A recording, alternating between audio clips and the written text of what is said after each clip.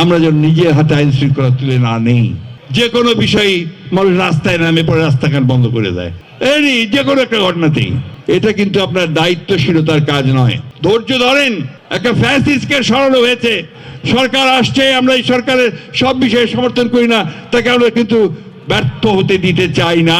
আমরা চাই যে এই সরকারই যেন অবশ্যই এই নির্বাচনটাকে সম্পন্ন করতে পারে।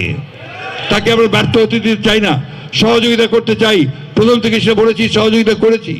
আজকে সংস্কারের যতগুলো প্রস্তাব এসেছে সব প্রস্তাবগুলো আমরা দেখছি এবং আমরা তাদের সঙ্গে সেগুলো নিয়ে আলোচনা করছি। কিন্তু একই সঙ্গে সবাইকে মনে রাখতে হবে যে আমাদের এই সুযোগ যা আমরা পেয়েছি এটাকে যেন আমরা হেলাই না হারাই। আমাদের শত্রুরা বিভিন্ন রকম টোপ ফেলছে, টোপ ট্র্যাপ করছে, যেন আমরা উত্তেজিত হয়ে যাই, প্রভোক্ট হয়ে যাই, হয়ে গিয়ে আইন শৃঙ্খলা আমরা নষ্ট করি, নিজের হাতে সব তুলে নেই। আমরা যেন নিজের হাতে আইন শৃঙ্খলা তুলে না নেই।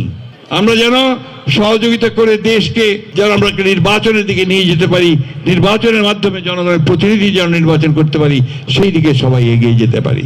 বন্ধুগণ, আজকে বাংলাদেশ জাতীয়তাবাদী দলের সমর্থক যারা আছেন, কর্মী ভাই যারা আছেন, নেতা যারা আছেন, তারা সবাই অত্যন্ত সজাগ থেকে আজকে যে মিথ্যা প্রচারণা, মিথ্যা আপনার বয়ান দেওয়া শুরু হয়েছে, বক্তব্য দেওয়া শুরু হয়েছে বিএনপির বিরুদ্ধে, তাকে আপনারা প্রতিবাদ জানান।